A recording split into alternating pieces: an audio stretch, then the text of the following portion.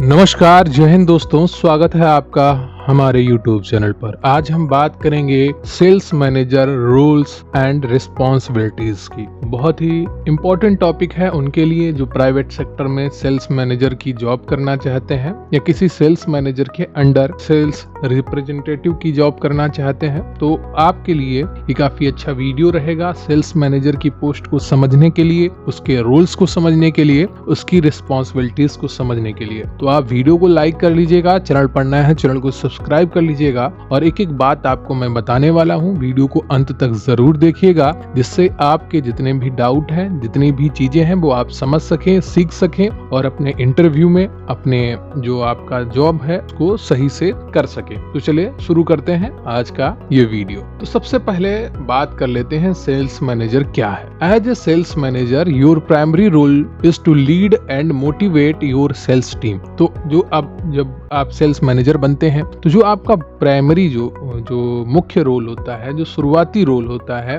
जो प्राथमिक रोल होता है, वो टीम को, जो आपके अंडर टीम होगी उसको मोटिवेट रखना और उसको लीड करना। ठीक है, to achieve set target and drive revenue growth for the organisation. तो आप जिस कंपनी के लिए काम कर रहे हैं, जिस ऑर्गेनाइजेशन के लिए काम कर रहे हैं, उसके लिए टारगेट सेट करना और रेवेन्यू ग्रोथ बढ़ाना। ठीक है, रेवेन्यू को बढ़ाना। तो लेट्स ब्रेक डाउन सम की रिस्पॉन्सिबिलिटीज। तो हम देखते हैं आपकी सेल्स मैनेजर की मुख्य रिस्पॉन्सिबिलिटीज क्या होती हैं। तो सबसे पहली रिस्पॉन्सिबिलिटी है सेल्स मैनेजर की सेटिंग सेल्स टारगेट्स। क्या?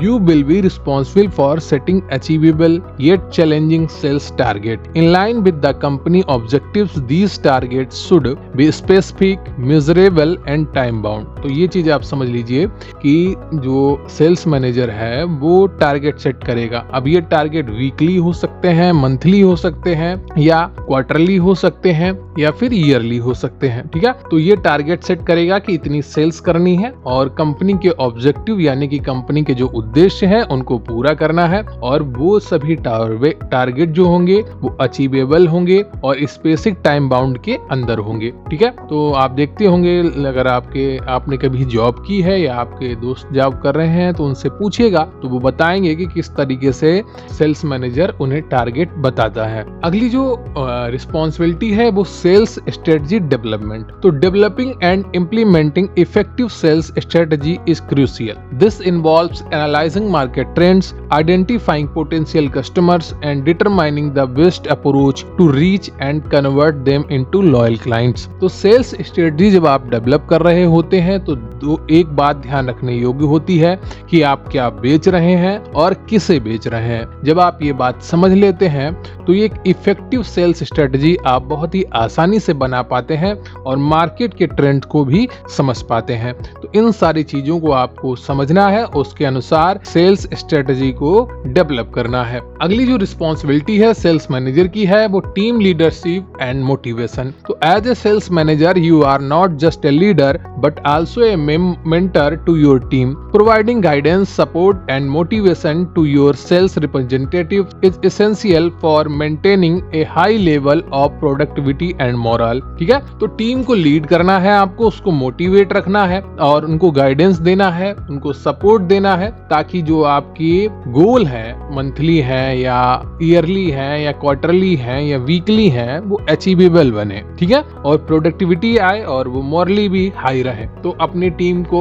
मोटिवेट रखना और उनके लिए लीडर की तरह कार्य करना। अगर उन्हें कोई प्रॉब्लम आती है तो उसका भी सलूशन आपके पास होना चाहिए। अगला जो है आपका रिस्पॉन्सिबिलिटी है सेल्स मैनेजर की है वो performance monitoring and evaluation. Monitoring and evaluating the performance of your team members is necessary to identify areas of improvement and provide constructive feedback. Regular performance reviews and one on one meetings can help in this regard. ठीक है, तो regular जो performance reviews होंगे और 1-on-1 meeting आप करेंगे तो आपको समझ में आएगा कि किस तरीके से कार्य हो रहा है आपकी कंपनी में, आपकी टीम के द्वारा और कहां पर आप इम्प्रूवमेंट कर सकते हैं। ठीक है, तो परफॉर्मेंस मॉनिटरिंग एंड इवैल्यूएशन बहुत ही ज्यादा जरूरी होता है। अगला जो पॉइंट है रिस्पॉन्सिबिलिटीज का है वो है training and development. Investing in the continuous training and development of the sales team is key to staying ahead in the competitive market. Equip them with the necessary skill and knowledge to excel in their roles. ठीक है, तो आपको अपना time देना है और effort देना है, इन्वेस्ट करना है training and development of your sales team, यानी कि सेल्स टीम का ट्रेनिंग के लिए और उसके डेवलपमेंट के लिए और मार्केट में अहेड रहने के लिए, आगे बने रहने के लिए ये सब आपको करना होगा। अगला जो पॉइंट है आपका वो है कस्टमर रिलेशनशिप मैनेजमेंट। जब आप सेल्स मैनेजर होंगे तो समय समय पर आप क्लाइंट से मीटिंग करेंगे अपने सेल्स रिप्रेजेंटेटिव के साथ। ठीक है, तो maintaining strong relationship with clients is vital for long term success. As a sales manager you will be involved in resolving any customer issues for complaints and ensuring their satisfaction with the product of service offered. ठीक है, और service offered, तो जो आप product बेच रहे हैं या जो सर्विस बेच रहे हैं उसके सर्टिफिकेशन के लिए कस्टमर का जो रिलेशनशिप है उसको भी आप मॉनिटर करेंगे। ठीक है,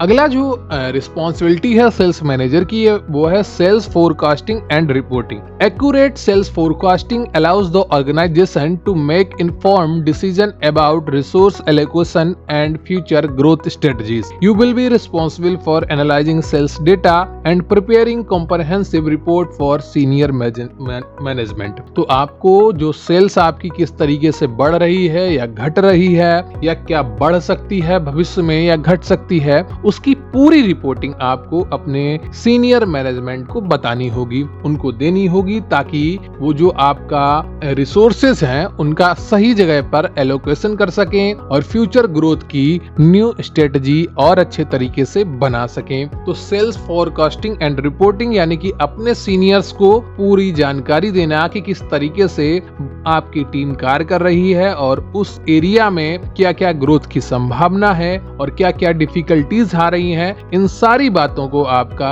जो सीनियर मैनेजमेंट है उसको रिपोर्ट करना है, उसकी फोरकास्टिंग करनी है। ठीक है, तो ये रहा जो सेल्स मैनेजर की रिस्पॉन्सिबिलिटीज थी। In summary, being a sales manager is no easy feat. It requires a combination of leadership, strategic thinking and excellent communication skills, but with the right mindset and dedication it can also be incredibly rewarding। तो ये थोड़ा कठिन काम है, थोड़ा challenging काम रहता है। इसमें लीडरशिप की जरूरत होती है, स्ट्रेटेजिक थिंकिंग की जरूरत होती है और बहुत ही शानदार कम्युनिकेशन स्किल की जरूरत होती है। लेकिन अगर आपका माइंडसेट राइट दिशा में है, आप डेडिकेटेड हैं, तो ये आपको काफी रिवॉर्ड भी देगा, आपको इंसेंटिव अच्छे मिलते हैं और आपका प्रमोशन भी जल्दी होने की संभावना रहती है। ठीक है, तो ये सारी चीजें हैं सेल्स मैनेजर की रिस्पॉन्सिबिलिटीज के बारे में। तो that's all for today's video. आज के वीडियो में इतना ही। अगर आपको ये वीडियो हेल्पफुल लगा हो, अच्छा लगा हो, तो प्लीज वीडियो को लाइक कर लीजिएगा। चैनल पर नए हैं, चैनल को सब्सक्राइब कर लीजिएगा। Thank you for watching, until next time, happy selling. और एक बात समझ लिया, आप हमारे चैनल पर लगातार कुछ ना कुछ सीखते रहेंगे, तो इसलिए सब्सक्राइब करना मत भूलिएगा। आपको किस तरीके से जॉब करनी है, प्राइवेट में या गवर्नमेंट में, दोनों तरीके की जॉब्स के बारे में आपको पूरा गाइडेंस दिया जाएगा। किस तरीके से प्राइवेट सेक्टर में आप सक्सेसफुल हो सकते हैं उसके बारे में भी बताया जाएगा। तो थैंक यू वेरी मच, बहुत बहुत धन्यवाद आपका। वीडियो को लाइक करना और चैनल को सब्सक्राइब करना बिल्कुल भी मत भूलिएगा। अगर कोई डाउट हो, कोई प्रश्न हो, कमेंट बॉक्स में जरूर बताइएगा।